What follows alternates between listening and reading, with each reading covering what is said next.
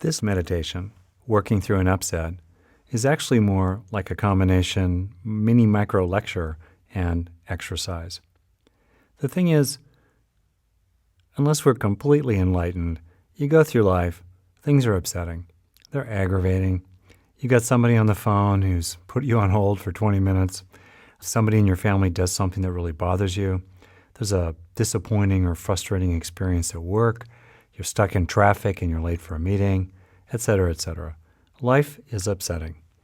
It's great to know that you've got some go-tos, some things you can do that actually work. So, from 35 years of experience working with people, here are 9 different ways to deal with something upsetting that's disrupting your happiness and well-being. I'll be listing these 9, some of which have already been trained in the different meditations or exercises in this program, and we'll be going through each one. As always, of course, you can stop the program if you want to take extra time with any one of them. So for starters, imagine something that's bugging you, either currently or tends to come up, and we'll call this, as I've called it before, the upset. Here we go. So, number 1, have compassion for yourself. We've worked with that already in this program in terms of self-compassion, and at the moment that something happens that's upsetting, or you recall something that's upsetting, the first thing you want to do is mobilize a kind of warm-heartedness for yourself, a kind of, ooh, ouch, ew, that hurts, yuck. It's not self-pity. You're not wallowing in self-pity or anything like that at all. You're simply bringing an ordinary human quality of compassion to yourself like you'd bring to anybody you cared about. If your friend called you up and said, "Can you believe what just happened? This is what happened, da-da-da-da-da," your first movement of your heart, probably, would be a kind of compassion for your friend. Ooh, darn, sorry you feel that way. Sorry that happened. Second, see the big picture. Try to think about the many, many things that have led to the situation occurring in terms of what the other people have done, the setup, and all the rest of that, as well as the many, many things that led to your own reactions. For example, the truth is, most of the time, we really are bit players in other people's dramas. They do what they do. They're harsh with us, they interrupt us, they cut us off, they forget about us, they don't call us back. Whatever it is they do, very often it's because of 10,000 things floating around in their life, some of them reaching back in time to when they were a kid, some of them going back generationally to where their great-grandparents grew up, that have rippled forward today to affect how they are when they're bumping into you. It doesn't mean that it's not unpleasant, but it does mean that you can see the big picture. There's actually a kind of famous parable called the parable of the log that really is an illustration of this point. Here it is. Imagine that you're out in a canoe on a nice, slow-moving river with a dear friend, and let's say it's Sunday, and you decided to get all dressed up and have a special picnic. So there you are in the canoe, dressed in your nice clothes. You've got your picnic lunch you're having with each other, your nice cutlery and plates and all the rest of that. And suddenly, whoom, there's a big bang on the side of your canoe, and it tips you over and dumps you and your friend into the cold waters of the river. Ugh! You come up sputtering. All your nice stuff is now at the bottom of the river. Your clothes are ruined, your hair's ruined, whatever. And you look up, and what do you see? You see 2 teenagers with snorkels and masks have snuck down to your canoe and tipped it over and dumped you in the water. How do you feel? Okay, take 2. Same situation.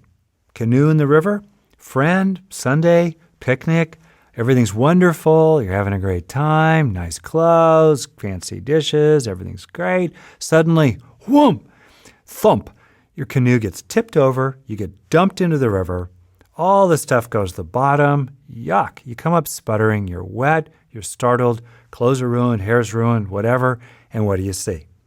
Let's say that this time what you see is a big submerged log. It's drifted downstream, and it's bumped into your canoe and tipped you and your friend into the water. Now, how do you feel? Notice the difference.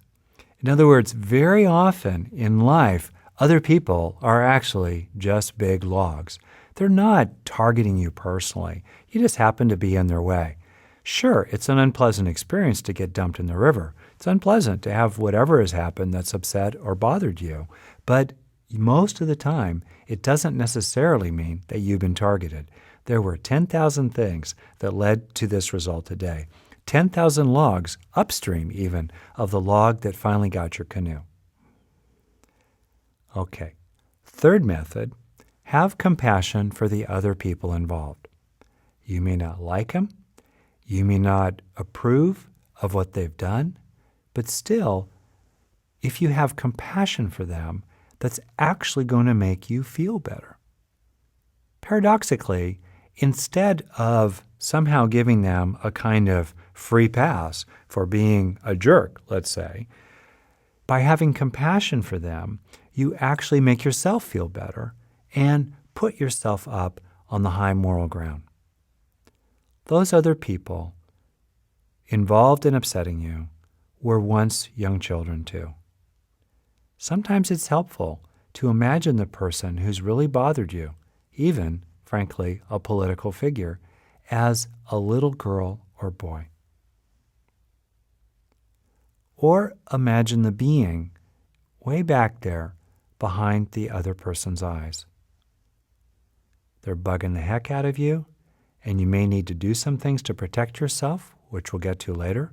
But meanwhile, you can also have some compassion for who that person is and how they're actually suffering deep down beneath it all. There's actually a kind of a famous story of the Buddha. You could take this as true, or probably as a kind of parable or fairy tale. But the story goes that way back before the Buddha was really the Buddha, he lived at a time when animals could talk. And so way back when, in one of his earlier incarnations, he was a gorilla. And at this time, a hunter got lost in the forest that the Buddha gorilla happened to be living in. And this hunter fell down a deep, deep hole. The hunter called and called for days and days, but no one heard him until finally the gorilla did. So the gorilla came over to the hole and looked down and saw the hunter at the bottom. And the hunter said, "Get me out of here. Get me out of this hole." So the gorilla climbed down into the hole, very steep and dangerous hole, and said to the man, "Man, I will get you out of here, but first I have to practice with increasingly heavy boulders to make sure that I can get you out safely." So the gorilla carefully climbed back out of the hole, and they began rolling increasingly heavy boulders down into the hole and then lifting them back out again until he was sure he could carry the man safely up and out of the hole. So after doing this for a few times, the gorilla climbed down into the hole, held the man carefully in his arm, and then very strenuously pulled them both up finally out of the hole and landed safely on the ground outside. The man then looked at the gorilla and said, "Well, now that you've got me out of the hole, can you guide me out of the forest?" And the gorilla said to the man, "Yes, man, I can, but first I need to rest. It was so strenuous rolling those boulders down into the hole and carrying them out again and then getting you out of the hole. I just need to rest here for maybe an hour or so, and then I'll guide you out of this forest." So the gorilla then went to sleep. The man sat there, started thinking about his life outside the forest again, and confidence began to grow that he would get out of his pickle. And he started looking at the gorilla and noticing how incredibly hungry he was. The man had been down in that hole for quite some time, and he was starving. He began thinking to himself, "This is just a gorilla. It's just an animal. I could pick up one of these big rocks that he's rolled down into the hole to practice on and drop it on his head, kill him, and eat him. And then I'll have a lot of strength and be able to get myself out of this forest on my own."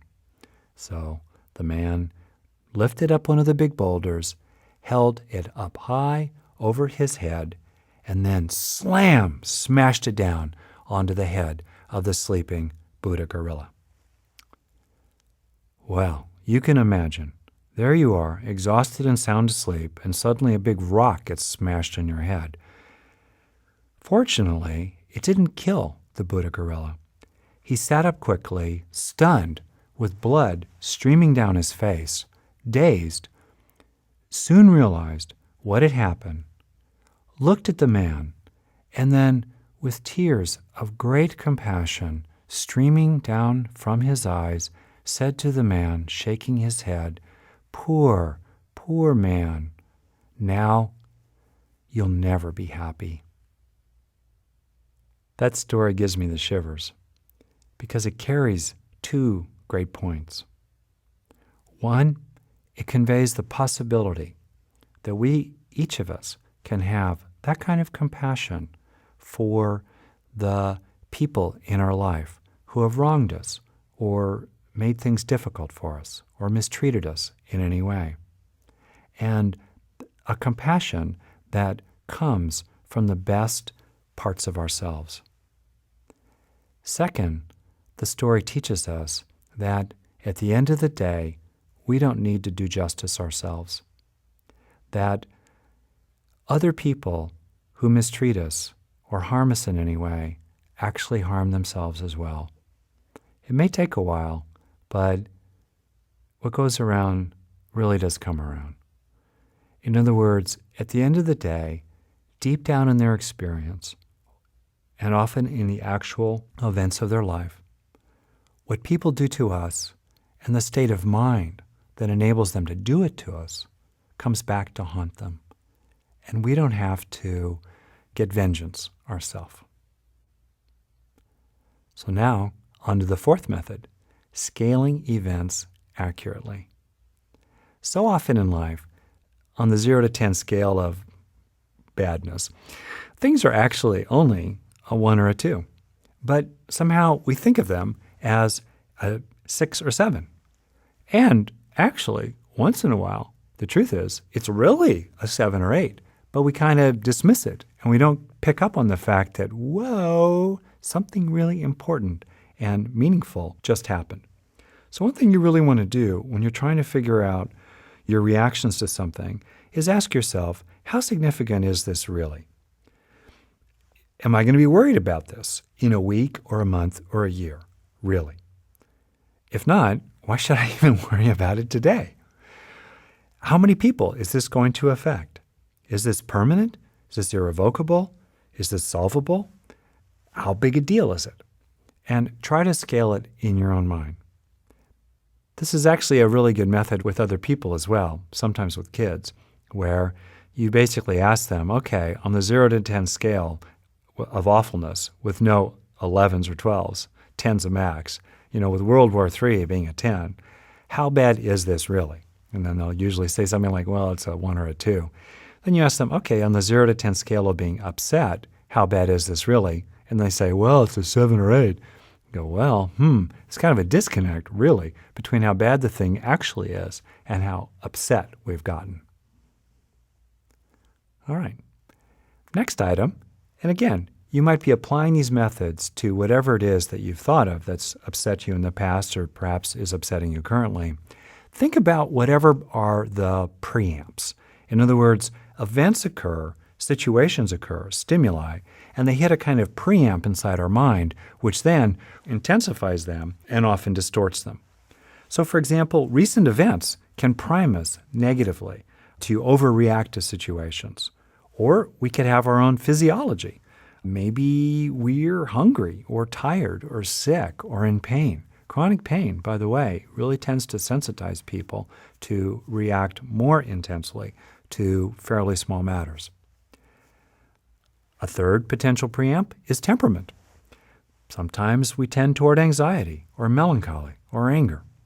And that temperamental predisposition can, again, shape our response to what's happened. That's why 3 different people will have 3 different reactions to the same event. And then the final preamp to think about is your own childhood. Everybody has a childhood. We have the longest childhood of any animal on the planet because we have so much to learn. We learn a lot in childhood, and frankly, most of it is social and emotional, not reading, writing, and arithmetic. And it's natural, it's vital actually, that we carry that learning with us. Sometimes people say, hey, it's just your childhood. Why can't you get over it? As if somehow we could unlearn the learning that sank in when we were most primed to learn of any period in our life. So we've all had a childhood, and in its own way, it is the filter through which we experience current events. But by understanding these preamps, childhood, temperament, physiology, recent events, we can put in a kind of correction factor. For example, I know for myself that if I've had a long day and I'm kind of irritable and I pull up at my house, I'll tell myself, Rick, you're irritable, be cool. And I'll walk in with a little more mindfulness about, okay, be careful, because I know I'm a little edgy and thin-skinned. Okay, on to the next method, number 6, letting go. We did a whole meditation in this program on letting go, so I won't say much about it right now.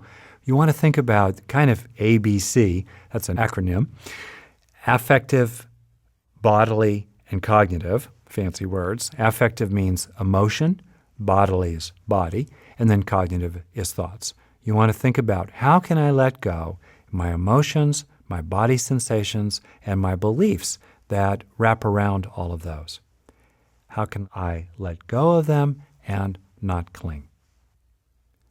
And then 7, in the space that's left, when you release, you want to receive. You want to bring things in that are positive, like positive emotions, positive body sensations, and positive thoughts. For example, in this program, we've talked about the sense of the inner protector. That's something very positive to bring in if you've let go of painful feelings of, let's say, being let down or mistreated. We've also talked a lot about peaceful feelings or happy feelings, which can also be brought into the field of awareness when you've let go. It's interesting, after you've let go, you're really in a good zone for new good things to really sink in, because there's kind of a special space there in the mind and therefore in the brain.